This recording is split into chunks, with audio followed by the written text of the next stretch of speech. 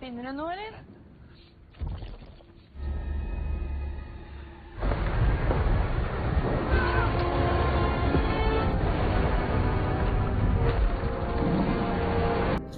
Hai guys, apa kabar kalian semua? Semoga dalam keadaan sehat dan bahagia ya.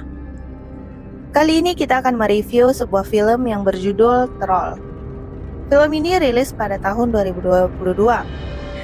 Nah, film ini menceritakan tentang bangkitnya raksasa yang dipercaya dalam cerita dongeng. Wah, bagaimana nih kisah selanjutnya? Simak videonya sampai habis ya. Eits, jangan lupa ditekan tombol subscribe-nya ya. Film diawali dengan diperlihatkannya dua orang yang merupakan anak dan ayah yang sedang melakukan panjat tebing. Anak perempuan ini bernama Nora.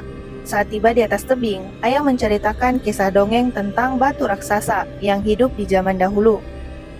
Raksasa batu ini akan berubah menjadi batu selamanya ketika ia terkena sinar matahari.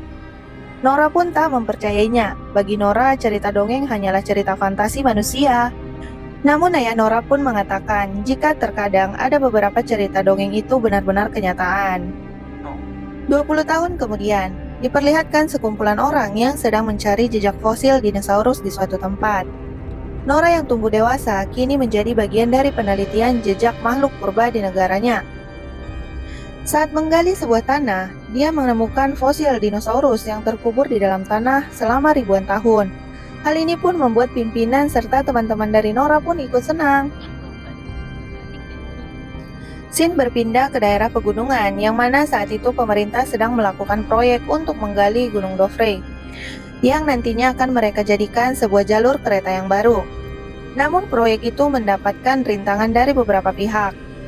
Sebab sudah membuat alam menjadi semakin rusak dan sangat tidak baik untuk kelangsungan makhluk hidup di sana. Akan tetapi pemerintah tidak memperdulikan para demonstran yang ada di sana.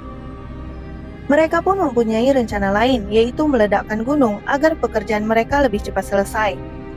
Namun tiba-tiba saja sesuatu yang tidak wajar terjadi setelah gunung itu diledakkan. Karena itulah pihak militer segera mengirimkan beberapa pesawat untuk melihat apa yang sebenarnya terjadi di sana.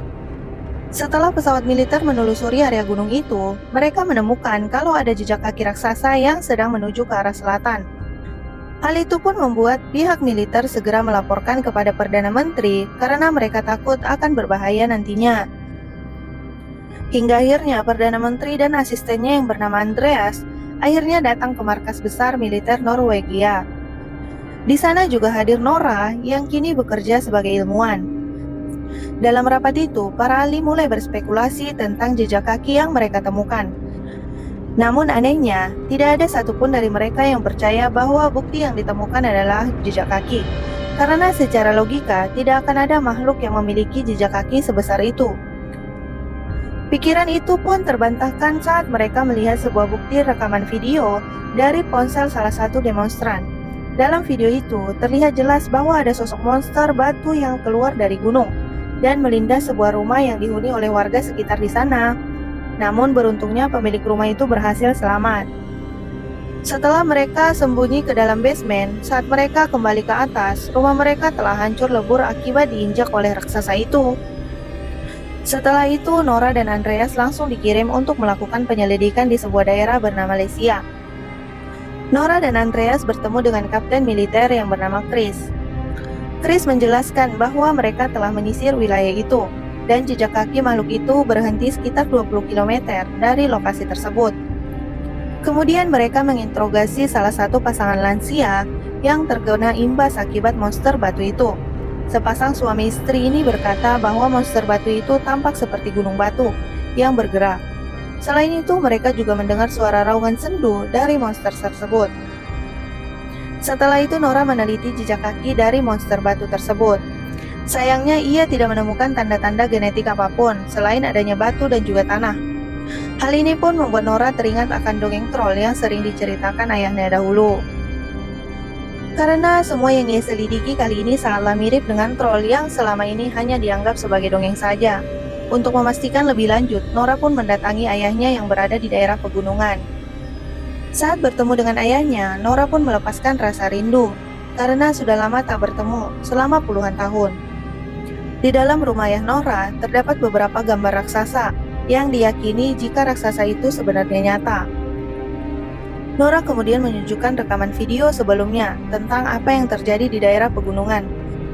Melihat dari rekaman video itu saja, ayah Nora pun langsung yakin jika makhluk itu adalah raksasa batu yang sering dipanggil dengan nama troll. Ayah Nora pun mengajak semua orang untuk meneliti langsung ke tempat terakhir makhluk itu terdeteksi. Di samping itu, ayah Nora juga merasa senang sebab kini dia bisa berpetualangan lagi bersama anaknya.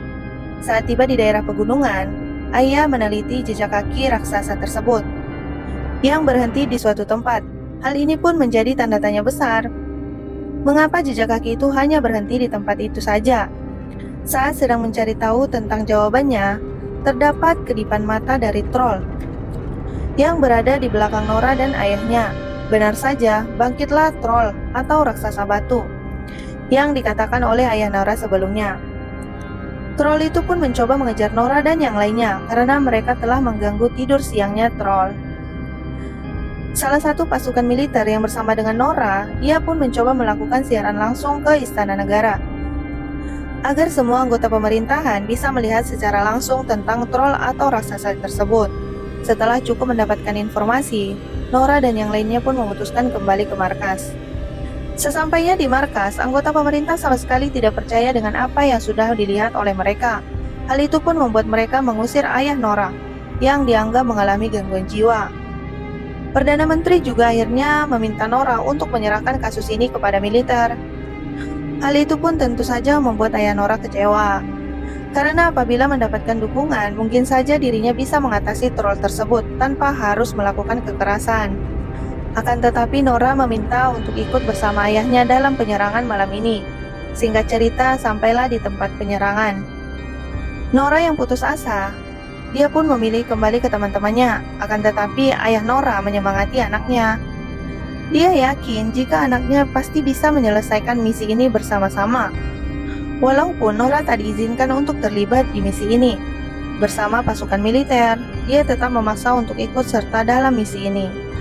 Misi yang pertama yaitu meledakkan troll dengan menggunakan roket, meledak berkekuatan tinggi, dan beberapa alat peledak modern yang lainnya. Selagi menunggu troll kembali muncul, ayah Nora mencoba berbicara dengan anaknya mengenai masa lalu mereka yang suka berpetualangan bersama-sama. Nora dan ayah pun tertawa bersama-sama jika mengingat semua itu. Beberapa saat kemudian muncullah troll dari satu arah yang berjalan dengan lambat dari kantor pemerintahan. Seorang pemimpin militer memerintahkan anggotanya untuk melepaskan tembakan ke arah troll. Semua orang yang menyaksikan hal itu dibuat terkejut, sebab troll atau raksasa itu tak merasakan efek apapun. Senjata yang digunakan untuk melawan troll ini ternyata tak berfungsi sama sekali. Kini mereka semua harus melawan troll itu yang sedang marah. Pihak militer menembaki troll dengan berbagai macam senjata yang mereka miliki. Dapat dilihat semua hanyalah sia-sia karena troll adalah batu yang tidak bisa ditembus oleh senjata apapun. Yang ada, setiap serangan yang mereka lakukan hanyalah membuat troll itu semakin marah. Setelah itu, troll pun membalas serangan mereka dan membunuh begitu banyak pasukan militer. Ia bahkan menelan satu prajurit yang saat itu sedang terluka. Jika terus seperti ini, maka mereka semua pun akan mati sia-sia. Ayah Nora pun nekat menyapa troll itu dan berusaha menenangkannya. Namun saat troll itu mulai tenang, seseorang malah menyerangnya dari belakang, sehingga troll itu pun marah dan menghempaskan ayah Nora. Nyatanya, jika mereka tidak melakukan apapun, troll itu pun sebenarnya tidak akan menyerang. Di detik-detik kematian ayah Nora pun menyebut istana raja dan rumah yang semuanya pasti berkaitan dengan troll. Nora pun bertanya kepada ayahnya tentang apa yang dimaksud. Belum sempat menjawab, ayah Nora pun harus menghembuskan nafas terakhirnya. Setelah insiden kematian ayahnya, Nora tak semangat untuk melanjutkan hidupnya. Akan tetapi beberapa orang pun menganggap jika Nora lah yang bisa menyelesaikan semua masalah ini. Di buku catatan milik ayahnya, Nora menemukan informasi jika troll tidak pernah berkeliaran saat matahari terbit. Menurut cerita dongeng, troll ini akan berubah menjadi batu selamanya jika terkena sinar matahari. Di markas negara, Nora berencana membahas mengenai istana raja yang dimaksud oleh ayahnya sebelumnya. Semua anggota pemerintah pun tak tahu tentang istana raja yang dimaksud oleh Nora. Di suatu daerah di bawah pegunungan, troll ini kembali muncul dan mencoba menghancurkan tempat itu. Beberapa pasukan militer pun mencoba melawan troll itu, berharap troll ini bisa dilumpuhkan. Saat seorang anak kecil akan tertimpa helikopter yang jatuh, troll yang dianggap kejam ini pun malah menyelamatkan nyawa dari anak itu. Nora yang melihat itu pun merasa jika troll ini juga memiliki sebuah rasa di dalam hatinya.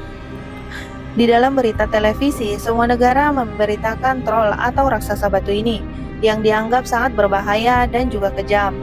Nora pun tak sepakat dengan berita itu. Sebenarnya troll ini memiliki hati yang sangat baik.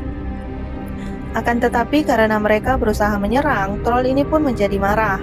Nora pun terpaksa dikeluarkan dari misi ini sebab Nora dianggap menghalangi misi pasukan militer untuk membunuh raksasa itu. Saat Nora dan Andres akan pergi ke daerah perkotaan, Andres teringat suatu tempat yang dahulunya merupakan istana raja. Andres pun mengajak Nora ke tempat itu. Saat tiba di lokasi tujuan, terdapat pria keturunan raja yang menjaga tempat tersebut. Pria itu menanyakan tujuan mereka datang ke sana. Andres dan Nora pun menjelaskan tujuannya mengenai pesan dari ayah Nora untuk mencari istana raja. Pemilik dari istana raja itu pun menyadari jika yang dimaksud oleh ayah dari Nora mungkin adalah peninggalan troll. Benar saja, di dalam istana raja itu terdapat fosil-fosil dari The Troll yang tewas di ribuan tahun sebelumnya. Pemilik istana raja ini pun menjelaskan jika tempat ini dulunya adalah istana dari troll. Pemilik istana ini terpaksa menyembunyikan semuanya agar pemerintah tak menyalahgunakan peninggalan dari troll. Istana kerajaan Norwegia ternyata dibangun di atas kerajaan troll. Demi pembangunan itu mereka bahkan rela membantai semua keluarga troll. Hingga tersisalah satu keturunan raja, yaitu troll yang sekarang mengamuk di luar sana. Dari informasi itu maka sudah dapat dipastikan bahwa semua perkataan ayah Nora jika troll ini memang benar adanya. Jika begitu maka mereka hanya membutuhkan satu hal untuk menghentikan troll, yaitu cahaya matahari. Jika ditarik sekilas, memang pernah melihat troll keluar di siang hari, namun ia tidak pernah terkena cahaya matahari secara langsung. Mendengar hal itu, Andres dan Nora bergegas menuju ke ibu kota untuk menghentikan pengeboman. Nora juga meminta bantuan kepada Kapten Chris untuk membantu mereka, sementara Andres menghubungi rekannya untuk meretas sistem markas operasional. Sesuai rencana mereka pun berhasil menggagalkan pengeboman yang akan dilakukan oleh pemerintah. Di waktu yang sama, terlihatlah Nora dan Andres yang membawa kerangka kepala troll. Mereka kemudian memancing troll itu ke lokasi yang sudah mereka tentukan dengan Kapten Chris.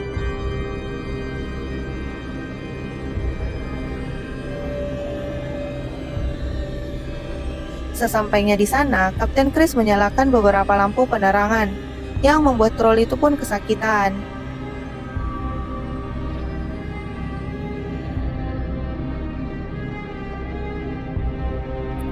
Melihat hal itu, Nora merasa kasihan. Bukan ini yang ia inginkan.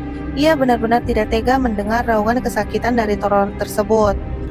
Nora pun menangis dan berteriak meminta troll itu untuk pergi dan kembali ke gunung.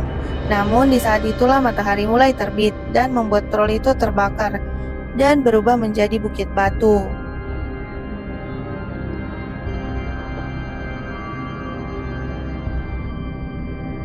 Bukit batu ini kemudian diberi nama Tobias, sesuai dengan nama ayah Nora. Film pun selesai. Nah, buat kalian yang sudah menonton, terima kasih ya guys. Semoga kalian suka. Dan jangan lupa tinggalkan like, komen, dan juga subscribe.